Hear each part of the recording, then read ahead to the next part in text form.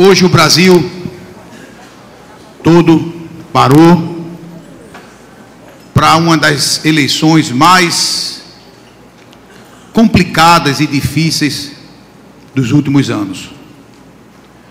Tão desgastante, com tanta mentira, com tanta baixaria, que confesso a vocês que eu andei muito desanimado. Desanimado porque eu nunca vi tanta acusação. A gente não via plano de governo, a gente não via discutir governo, a gente via apenas acusações, mentiras, hipocrisias. E eu confesso que eu andei extremamente incomodado nos últimos dias, mas muito incomodado. Eu, domingo passado, eu tenho o costume de chegar em casa à noite depois do culto, vou ler a revista Época e vejo, eu assino as duas e é a hora que eu vou lendo. E eu, domingo, eu disse a Michelle, eu não quero mais nem ler revista. Eu tomei um abuso disso tudo, eu não aguento mais ver notícia ruim, porque não é só na política, é o Brasil todo se degenerando, com os valores no lixo. Aquilo foi me incomodando durante a semana, e eu conversando com um amigo, e ele disse assim, se eu fosse mais jovem, eu ia embora do Brasil. Eu desistia do Brasil. Isso eu também, fiquei com aquilo na cabeça, fui dormir, e de madrugada o Senhor me incomodou. E eu acordei com aquele negócio, vou desistir do Brasil. Não é possível. Não é possível tanta sujeira, tanta imundície. Não é possível que nós cristãos possamos conviver com tudo isso. Eu acho que cheguei no limite da minha indignação, porque nós não podemos mais, nós estamos já nos acostumando. Nós cristãos já estamos nos acostumando e estamos perdendo a capacidade de nos indignar com tudo isso que temos visto, achando que é normal, é assim mesmo, não posso fazer nada, o máximo que eu posso é votar, mas eu não mudo. E isso me deixou realmente muito triste, isso ficou no meu juízo ali. Vou desistir do Brasil. E Deus dizia assim, não é desistir do Brasil, mude seu voto. Mude seu voto. E eu vou falar essa noite sobre o meu candidato. Eu vou falar em quem eu vou eleger. Foi o primeiro turno hoje, mas o segundo turno vem aí. Então me perdoem se não coincidir com o seu candidato, mas eu vou falar dele e não vou só falar. Eu vou falar sobre o programa de governo dele. Porque esse que eu vou falar tem programa de governo. O meu candidato é Jesus de Nazaré. Esse é o meu candidato, é o Senhor Jesus. Ele é que vai governar sobre a minha vida sempre. Porque o que a gente começa a perceber é que a gente fica querendo mudar o país, mudar o estado, mudar a cidade, e no entanto o que a gente precisa é mudança de dentro para fora e não de fora para dentro. Essas mudanças políticas, elas são passageiras. Esses partidos políticos são passageiros. Mas a gente precisa aprender que a mudança começa dentro da gente, se eu quero mudar o país. Temos que ter mais atenção e tomar mais cuidado com quem governa a nossa vida, do que quem governa nosso país. Temos investido muito tempo e muita preocupação e um gasto imenso em ansiedade, preocupado em quem vai governar o nosso país, o nosso estado. Mas temos investido pouco tempo quem é que está governando nossa vida. Quem é que reina em nossa vida? Qual é o projeto e o plano de governo de quem governa a nossa vida para a minha vida? Isso a gente tem perdido tempo. Porque, queridos, os candidatos que estão aí, todos vão nos decepcionar. Todos vão nos trair. Ele está num partido hoje, ele não está amanhã. Ele muda de partido, ele muda de ideia, ele muda de convicção. Ele muda o plano de governo. Ele não faz plano de governo. Ele escreve plano de governo a lápis, porque se apaga. Mas tem um, queridos, que é Jesus de Nazaré, que o plano de governo dele não muda. É atemporal. Não é para a cultura, não é para a época, não é nada, ele não muda. É o mesmo plano de governo. E é um plano que tem 2000 anos que está aqui na palavra de Deus. Esse plano é que vai mudar a minha vida. Porque os outros vão me decepcionar, vão me entristecer, vão me trair, vão mentir para mim. Quantos aqui já se decepcionaram tanto com políticos? Aliás, todos nós. A gente acredita, vota, lá em diante só vem decepção, aí muda o voto, se enche de esperança com a nova mentalidade, com a nova política, deve logo decepção, porque é assim. Nós precisamos investir mais tempo, nós precisamos dar mais atenção, não a quem está governando o país. É claro que a agenda política interfere nas nossas vidas, é claro que o processo eleitoral interfere na vida de cada um de nós, é verdade, mas não vai influenciar de maneira permanente como o Evangelho. Jamais vai acontecer isso. O que faz um país melhor, queridos, o que faz um país melhor, um país politicamente bom de se viver, é o traço de caráter dos seus cidadãos. Isso é o que faz um país bom. O que faz um país melhor é o conjunto de valores da sua sociedade. Isso é que faz um país melhor. Portanto, a gente precisa trocar de valores, precisa fazer com que essa nação troque de valores. Os valores que estão aí apresentados nos levou onde chegou, onde estamos chegando. Precisamos sim fazer com que esse país eleja Jesus de Nazaré, que possa reinar sobre a vida dos cidadãos, e aí sim os valores serão trocados, e aí não vamos depender de partido político nenhum, nem sistema de governo nenhum. Pode mudar o sistema de governo, se o conjunto de valores da sociedade for bom, a sociedade é justa. Eu estava olhando, e isso veio me incomodando, e eu, quando pensei o que falar para vocês, eu digo, vou assustar as pessoas por falar do meu candidato.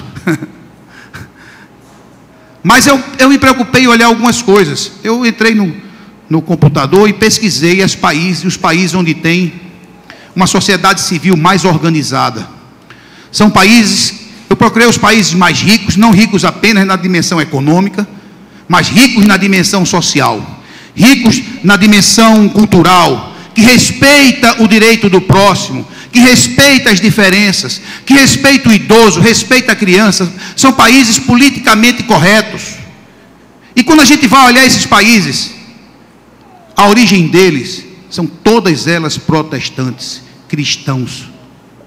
Estados Unidos, Inglaterra, Alemanha, países nórdicos, todos aqueles países nórdicos, Suécia, Dinamarca, Noruega, são países que têm um melhor conjunto de qualidade de vida. Eu não estou aqui defendendo o americano, não, até porque eles estão se afastando do Evangelho, mas que hoje eles são abençoados pelas escolhas que eles fizeram lá atrás, de um caráter reto, é verdade, e um caráter estritamente cristão. São países onde a maioria esmagadora da população cristã, a maioria esmagadora da população cristã evangélica, consolidou a ética na cultura deles. Eles consolidaram a ética na cultura. São países que a ética faz parte da cultura. É verdade que está mudando, estão tirando o Evangelho de dentro das salas de aula, é verdade.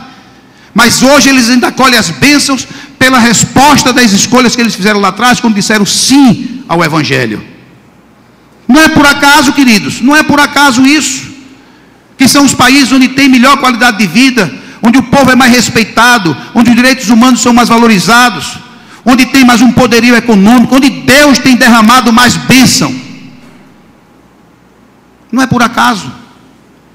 É porque a maioria esmagadora da população colocou a ética do Evangelho nos princípios da vida. O Evangelho influenciou aquelas pessoas.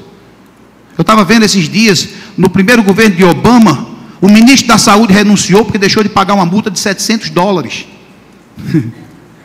por conta de uma empregada doméstica. $700. Ele renunciou.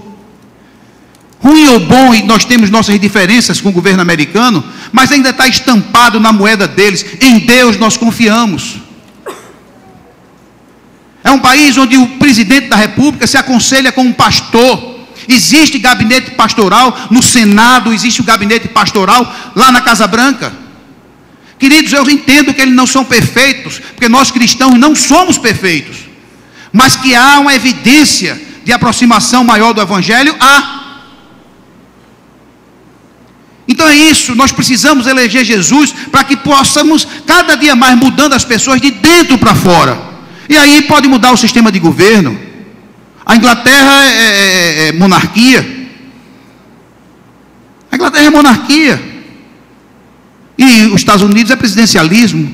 O sistema de governo não altera. O que altera, queridos, é o conjunto de valores de uma sociedade.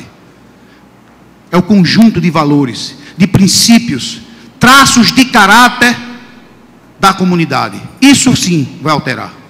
E é isso que a gente precisa do Brasil. Voltar a valorizar, voltar ao Evangelho. Fazer com que as pessoas conheçam Jesus, elejam Jesus, e que Jesus passe a governar sobre a vida delas. E aí sim, a gente começa a mudar o Brasil. Se é isso que a gente quer. É isso que a gente quer. Deus não vai alterar o plano de governo dele. O plano de governo dele está aqui. O plano de governo de Jesus está aqui no Sermão da Montanha, como um resumo da pregação ética. Claro que toda a palavra é o plano de Deus, mas o Sermão da Montanha ele sintetiza. O Sermão da Montanha, que é esse que nós lemos o início, a abertura do sermão, é ele que sintetiza os traços de caráter que um cristão deve ter. Porque antes de sermos cidadãos brasileiros, antes de sermos cidadãos pernambucanos, nós somos cidadãos do reino de Deus. Antes disso tudo. Porque isso tudo pode mudar. O reino de Deus, quando se instala na nossa vida, quando nós reconhecemos Jesus como Senhor de nossas vidas e dizemos que Ele sim vai reinar, Ele é quem vai governar, aí precisamos pegar o plano de governo dele e instalar o plano de governo dele na gente. Pegar e instalar. E à medida que nós vamos andando nesse reino, à medida que o reino de Deus vai se instalando em nossas vidas, o que vai acontecendo é que nós vamos trocando de valores. Aqueles valores que a gente via, que a gente gostava, a gente passa a desgostar deles e vai trocando por valores mais éticos. Valores realmente ligados ao reino de Deus. Os cidadãos do reino, eles são diferentes. Precisam ser diferentes. Os cidadãos que andam no reino de Deus, eles precisam ser diferentes dos demais cidadãos. Não podemos nos assemelhar a eles. Estamos achando tudo normal e os valores de fora começam a entrar na igreja, ao invés da igreja influenciar os de fora. E os valores de lá começam a entrar na gente e a gente começa a dizer, é assim mesmo, é normal, temos que adaptar. E vamos nos ajustando ao mundo, em vez do mundo se ajustar a gente. Os cidadãos do reino de Deus precisam ser diferentes, trocar de valores. Não permitir que o sistema que está aí fora, os princípios que estão aí fora, os valores que estão aí fora, entrem na nossa vida. Precisamos fazer o contrário. Deus já dizia isso a Moisés, lá em Levítico, quando o povo saía do Egito. Deus disse assim a Moisés, disse mais o Senhor a Moisés, Levítico capítulo 18, verso 1 a 4. Disse mais o Senhor a Moisés, veja o que já era projeto de Deus. Fala aos filhos de Israel e dize-lhes, eu sou o Senhor vosso Deus. Não fareis segundo as obras da terra do Egito, nem a que habitarás, nem farás segundo as obras de Canaã, para o qual eu vos levo, nem andareis nos seus estatutos. O que Deus está dizendo é o seguinte, não tome a forma do Egito onde vocês viviam, nem pegue os valores de Canaã para onde vocês vão. Eles estavam no Egito, eles estavam no deserto, entre o Egito e Canaã. Moisés estava liderando aquele povo para sair do Egito e chegar na terra prometida. E Deus está dizendo a ele o seguinte, não fareis segundo as obras do Egito, que habitastes, nem fareis segundo as obras de Canaã, para a qual eu vos levo, nem andareis nos seus estatutos. Fareis segundo os meus juízos e os meus estatutos guardareis, por andares neles. Eu sou o Senhor, vosso Deus. O que Deus está dizendo é o seguinte, não se adapte aos estatutos, ao sistema, aos princípios, aos valores, nem do Egito, nem de Canaã. São os meus princípios que devem governar a sua vida. É isso que Deus está dizendo. E Jesus diz lá, no próprio Sermão da Montanha também, no capítulo 6, ele diz assim, não vos assemelheis a eles. Vocês que são do reino, vocês que andam comigo, vocês que são meus discípulos, vocês que me elegeram para governar a vida de vocês, não se assemelhem a eles, sejam diferentes. O próprio Jesus diz isso, Deus diz lá, primeiro lá a Moisés, e Jesus repete aqui no Sermão da Montanha, no capítulo 6. Quando Jesus veio, querido, Ele instalou em cada um de nós o reino de Deus. Essa é a nova aliança, esse é o novo pacto. Ele trouxe um novo mandamento, o novo mandamento que ele sintetiza: amar ao próximo como eu amei a vocês. E ele chega aí no Sermão da Montanha, ele abre esse novo mandamento, ele discerne: amar ao próximo assim como eu vos amei. Porque o antigo mandamento era: ame ao próximo como a si mesmo. Só que esse era o antigo. Se você não se ama tanto, se você tem uma autoestima baixa, se você dá nota, você nota 5, você vai amar o outro só 5. Amar ao próximo como a si mesmo. Aí Jesus vem com um novo mandamento e diz: ame ao próximo como eu vos amei. Aumentou a bitola. Agora não tem limite o amor, porque eu amei vocês até o fim, e foi morte e morte de cruz. Esse é o limite do amor. E ele pega aí no Sermão da Montanha e ele abre esse novo mandamento. Ele abre. Então eu creio que Jesus ia andando, e aí a Bíblia diz que ele ia andando com a multidão vinha atrás dele, e ele, nesse período, já fazendo alguns milagres, curando doenças. Está aí no finalzinho do capítulo 4.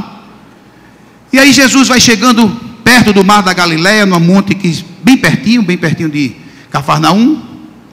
E aí ele olha aquela multidão e olha os 12 discípulos que andam com ele, e eu acho que ele para e diz o seguinte: vamos fazer o seguinte, vamos nos afastar. Vocês 12 sobem comigo aqui. Vamos subir nesse monte, que eu, antes de caminhar com vocês, eu preciso dar a vocês qual é o meu plano de governo. Eu preciso mostrar para vocês que os cidadãos do novo reino, os cidadãos que se estabelecem nesse novo reino, eles precisam ter uma constituição, eles precisam ter um plano, uma forma de vida diferente. Então aí Jesus separou aqueles 12 e subiu no monte. E aí diz que ele começa a pregar, como está aí: vendo Jesus as multidões, 5 verso 1, subiu ao monte, e como se assentasse, aproximaram-se os discípulos, e ele passou a ensiná-los, dizendo. E aí ele começa. Eu particularmente não acredito que esse sermão foi proferido de uma vez só. Eu acredito que Mateus ele colocou e sintetizou como um sermão único, mas eu estou mais para que um retiro de um final de semana. Eu acho que Jesus se recolheu com esses 12 para um retiro aí de final de semana e disse: vou conversar com vocês e vou ensinar a vocês, para aqueles que me seguem, aqueles que nasceram de novo em mim. Eles precisam entender que não podem mais andar como andavam. Os princípios dele, os valores dele têm que serem trocados. E ele começa a falar nesses valores que são trocados. Porque foi isso que Jesus veio, implantar esse novo mandamento. E fez o plano de governo. Esse Sermão da Montanha, se você ler ele todo, eu quero motivar a igreja, para que durante essa semana, leia, medite, ore, em cima do Sermão da Montanha, capítulo 5, 6 e 7 do livro de Mateus. Capítulo 5, 6 e 7. Leia, medite, ore. Peça para que Deus interceda sobre sua vida, para que esses valores comecem a se instalar na sua vida. Porque é só valores. Se você pegar o Sermão da Montanha e ler ele todo, você não vai ver nenhuma doutrina. Não é um sermão religioso. Tem nada a ver com religião. Jesus não fala em religião. Jesus fala o tempo todo em ética. Jesus fala o tempo todo em um conjunto de valores, de escolhas e de obediência. É isso que ele fala. Todos aqueles que nasceram de novo, todos aqueles que experimentaram o novo nascimento e passam a ter como governo o Deus de Israel, eles precisam aprender a viver de uma forma diferente. E a forma diferente, está aí o plano de governo dele, que não altera. Serve para qualquer tipo de país, qualquer tipo de nação. Vocês que nasceram de novo, vocês precisam andar desse jeito. É desse modo que vocês devem viver. É mais ou menos assim. Jesus vai dizer àqueles discípulos o seguinte: vocês que aceitaram como Senhor da vida de vocês, vocês que são cristãos, é bom que vocês andem desse jeito. Se esforcem para caminhar desse novo jeito. Se esforcem para trocar de valores. Vocês precisam trocar de valores. Não é para dizer assim, para ser cristão tem que viver assim, ou quer ser cristão, viva assim. Não. Não foi isso que Jesus ensinou. Para ser cristão, viva assim, não. Agora, se você é cristão, se você aceita que eu governe sobre sua vida, procure andar desse jeito. Não ande mais como você andava. Troque os valores que você tinha por novos valores. E ele começa a falar quais são esses novos valores. Essa é a vontade do rei. Essa é a vontade do Pai. Esses são os mandamentos do Pai. Vivam desse jeito. Quando ele passou a ensinar dizendo, eles vivam desse jeito. E importa que lhes obedecer a Deus do que aos homens. E à medida que nós vamos vivendo esses novos valores, à medida que nós vamos praticando esses novos valores, e vamos trocando os valores antigos por valores novos, vamos experimentando as bênçãos de Deus. As bênçãos de Deus são resposta de vida transformada. É isso que diz logo aí no início do capítulo 5, as bem-aventuranças. Quem são os abençoados? Como é que você recebe as bênçãos? É na troca de valores. À medida que eu caminho no caminho, à medida que eu vou caminhando nesse caminho, e vou trocando meus valores, eu vou sendo derramado sobre minha vida as bênçãos de Deus. As bênçãos são derramadas à medida que eu troco de valores andando com o Senhor. É assim. É assim. Aplicar na vida e a bênção chega. Esse é o único caminho. Essa é a única estrada, queridos, que nos leva à bênção. A estrada que nos leva à bênção é praticar, é colocar em prática os valores do reino de Deus. É fazer com que os valores desse novo reino se instalem na minha vida. E eu vou trocando à medida que eu caminho. Esse é o resumo da pregação de Jesus. E aí ele começa aí no capítulo 5, e no verso 3 ele inicia do verso 3 ao verso 12, falando dos traços de caráter que o cristão deve ter, que é completamente diferente do traço de caráter dos valores do mundo. Alguém que chegar com um currículo desse numa multinacional brasileira não será aceito. Porque o que é que Jesus diz? Bem-aventurados humildes. Seja humilde. O que o mundo diz é: seja arrogante, você tem valor, seja prepotente, assuma a sua posição. E Jesus diz: bem-aventurados humildes de espírito. Aqueles que reconhecem que não tem nada se não for eu. Aqueles que sabem, é por isso que é tudo graça de Deus. É tudo graça. O sermão da montanha, ele não se instala porque eu quero, ele se instala porque eu peço que Jesus me capacite a que ele se instale em mim. Eu me entrego a ele e digo: Senhor, instala em minha vida os teus princípios, porque naturalmente a gente não instala isso. Não é apenas desejo, é graça acima de tudo. Por isso que ele inicia o sermão da montanha dizendo: bem-aventurados humildes de espírito, porque deles é o reino do céu. Então ele diz: felizes ou abençoados. Qual é o traço de caráter que tem que ter e a bênção que vai receber? Qual é a bênção que você recebe? Se você for humilde de espírito, você vai ser do reino de Deus. Aí ele: bem-aventurados que choram. Bem-aventurados que choram.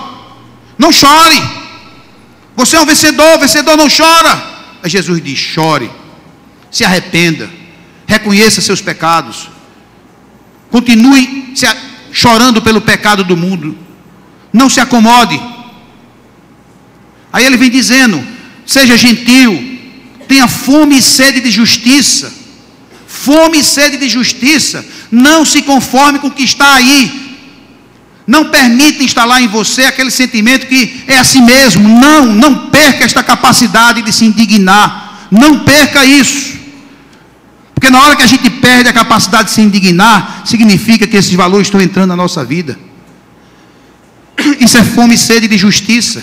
Depois ele diz: tenha compaixão pelos outros, seja sincero uns com os outros, não minta, promova a paz, Não é apenas goste da paz, seja um instrumento para levar a paz onde há discórdia. Não é apenas não é assim, eu não gosto de briga, eu não gosto de guerra, eu sou da paz. O que é que você está fazendo para promover a paz? Isso é ser pacificador. Então, esse conjunto de valores que a gente vai adquirindo à medida que caminha com Jesus. O reino vai se instalando quando eu vou deixando de ser prepotente e passo a ser mais humilde. Menos orgulhoso, mais humilde. Quando eu passo a entender que a dor do outro é minha dor, que o sofrimento do outro é meu sofrimento, que essa frase eu não tenho nada a ver com isso, não é uma frase cristã. Eu tenho sim a ver com a vida de todos vocês, vocês têm a ver com a minha vida sim, porque nós fazemos parte de um corpo. Então esses valores nós vamos trocando, e à medida que nós vamos trocando esses valores, nós vamos recebendo as bênçãos prometidas por Deus. A bênção vem porque eu troquei de valores. E aí, quando ele termina essa primeira parte do Sermão da Montanha, vem aí, a partir do verso 13, a influência do cristão. Depois de você trocar esses valores, depois de você lutar para não ser mais o que você era, você tem que ir na terra, ser sal na terra e luz no mundo. Você não pode ficar com esses valores para você.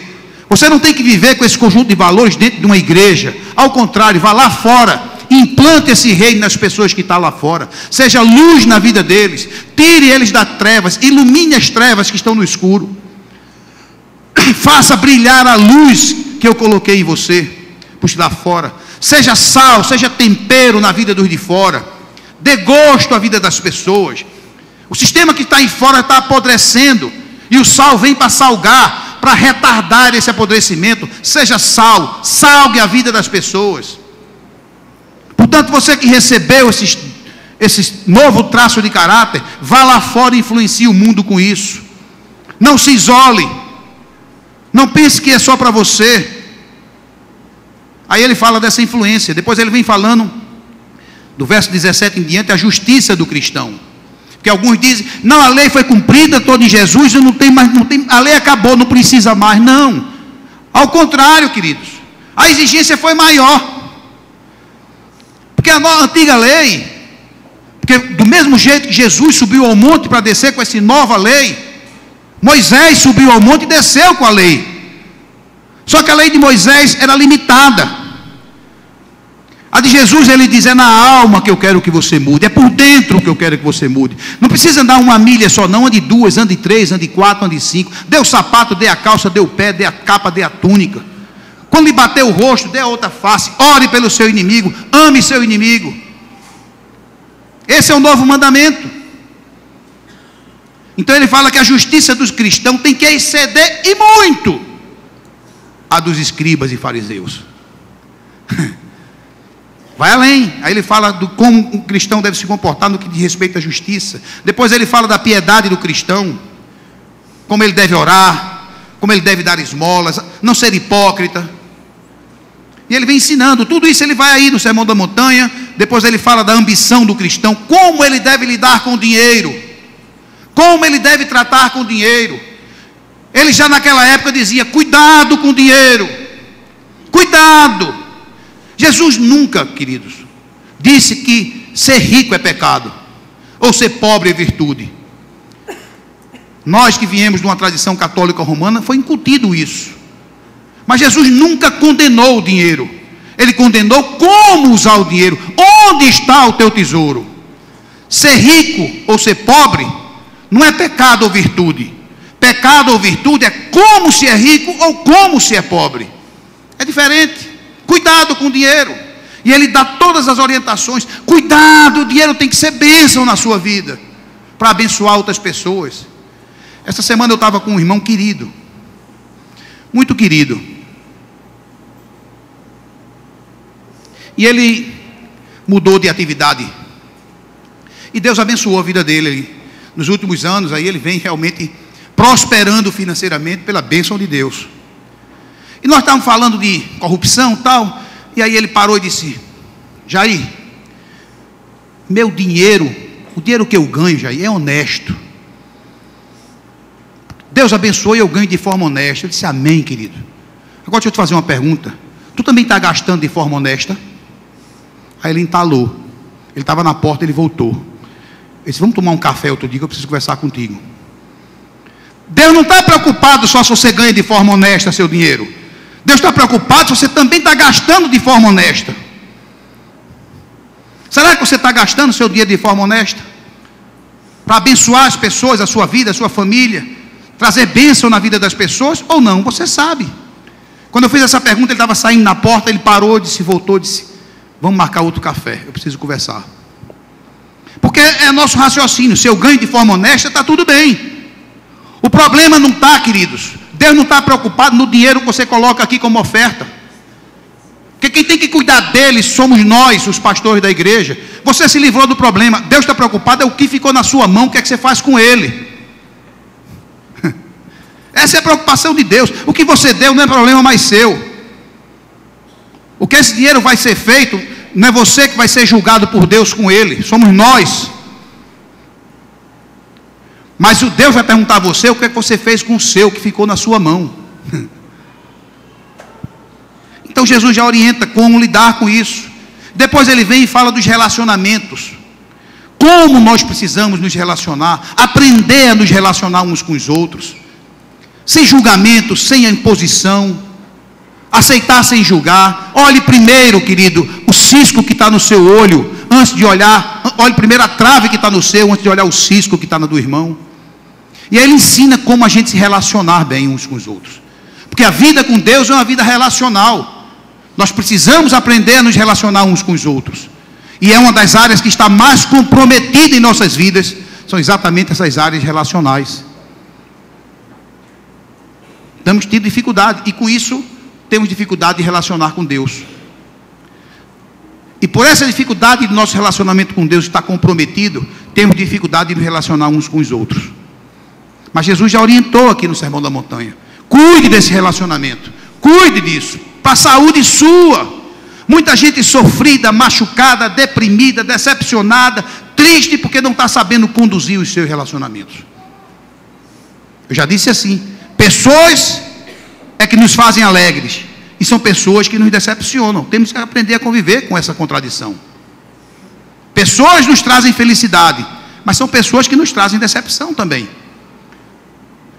Precisamos aprender, e Jesus ensina. E nem o fim, ele vem e fala de obediência. Ele encerra o Sermão da Montanha falando de obediência. Obediência.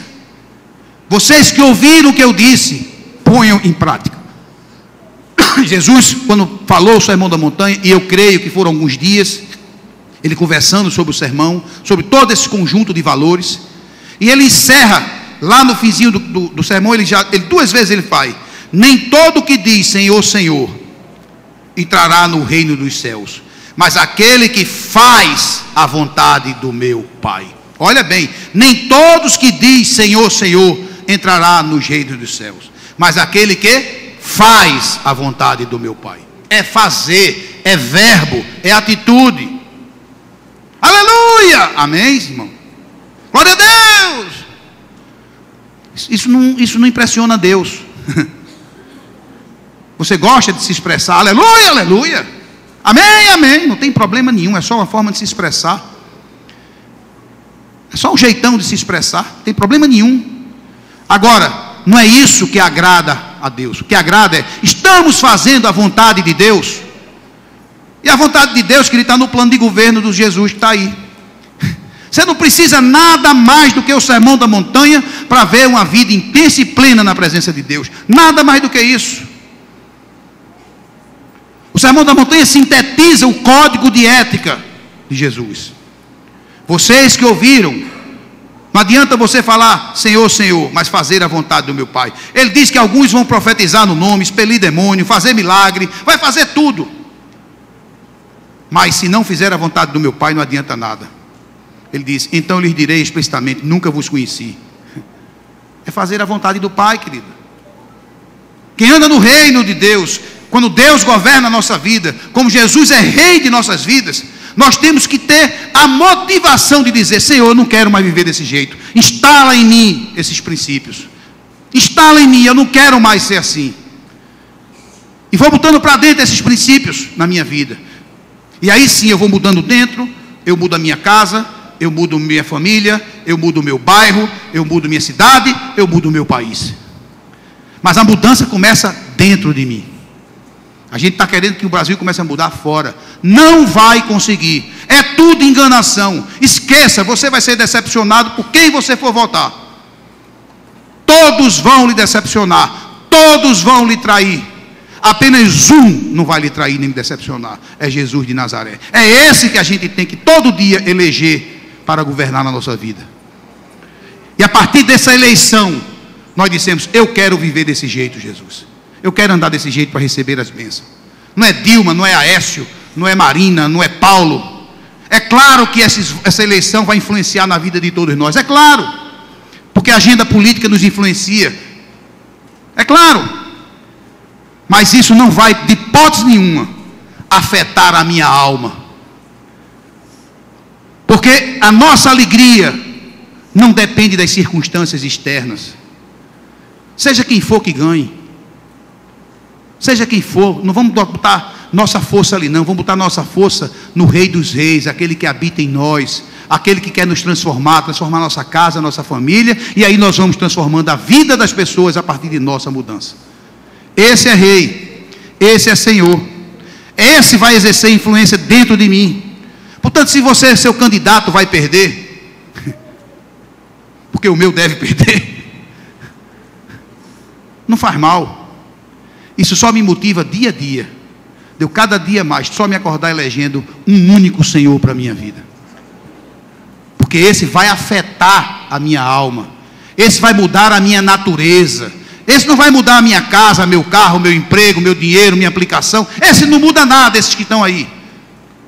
Esse vai afetar a minha natureza. Esse vai ao mudar é a minha alma. Meu jeito de olhar as pessoas, olhar o mundo com mais misericórdia. E é isso que eu quero para a minha vida. Cuide da sua vida, que quem está governando a sua vida. Não se iluda. Não se iluda. Jesus está chamando e nos convocando, queridos, para começar a mudar a nossa igreja. E a partir daí nós vamos afetar os que estão de fora. Pessoas transformadas, igrejas transformadas, sociedades transformadas. É isso que Deus quer. Pessoas transformadas, para ser igrejas transformadas, para os que lá de fora olhem para a gente e digam assim: o que é que eles têm? Eu gostaria de viver como eles, porque foi assim a igreja primitiva. Se você for para lá, para Atos 2, você vai ver. Eles não tinham campanha evangelística, eles apenas viviam diferente entre eles, e os de fora achavam eles simpáticos, e dia a dia acrescentava o Senhor novos convertidos. É isso que diz em Atos 2. A igreja cresceu não pelo evangelismo, a igreja cresceu pelo estilo de vida dos novos convertidos, que impressionava, que impactava na vida dos de fora. E é isso que a gente precisa fazer: impactar a vida dos de fora com nossa vida transformada. É isso que Deus está chamando a gente. Eu quero que a gente medite essa semana sobre esse plano de governo. Eu quero esse desafio na vida da nossa igreja. Que vocês levem para casa. Não importa o que vai dar o resultado da eleição hoje. Nada vai afetar mais a sua vida. Olhem para mim o que eu estou dizendo. Nada vai afetar mais a sua vida do que o Evangelho de Jesus Cristo. Quando o Evangelho entra de verdade na sua casa, a desgraça sai pela porta de trás. Pode entrar o governo que for. Pode alterar um pouco a sua vida, mas não vai afetar a sua natureza. Portanto, é esse que a gente tem que investir tempo. É nesse que a gente tem que conhecer mais o plano de governo. Procurar se submeter ao seu reinado. Procurar se submeter à sua vontade. Porque nós nascemos de novo, já somos dele. Já somos dele. Nós vamos lá, vamos andar, mas ele não quer que a gente ande assim. Ele quer pessoas transformadas, para que os de fora olhem e digam: eu quero viver como eles. Eu quero conhecer quem governa a vida deles. Nós vamos cantar um louvor. E vamos cantar esse louvor dizendo para Jesus reinar em nossas vidas. Que só Ele governe nossas vidas. Que a gente saia um pouco deste foco que está aí. Porque muita gente parou de orar, muita gente parou de procurar a Deus esse período agora, porque está preocupado com as eleições. Insisto, eleição é um agente importante para nós cristãos, claro que é, mas ela não vai afetar a nossa alma. Que a gente possa, essa semana, nos dedicar, toda a igreja, a meditar, a orar, colocando esse sermão da montanha para dentro, botando comida de verdade, comida sólida, e que a gente possa de joelhos pedir: Senhor, Tu sabes que eu quero viver desse jeito aí, mas eu não consigo, quebra em mim, faz um vaso novo, e não apenas um vaso novo, faz um vaso melhor, porque quebrado ele já foi, quebrado ele já está, só precisa construir um vaso melhor.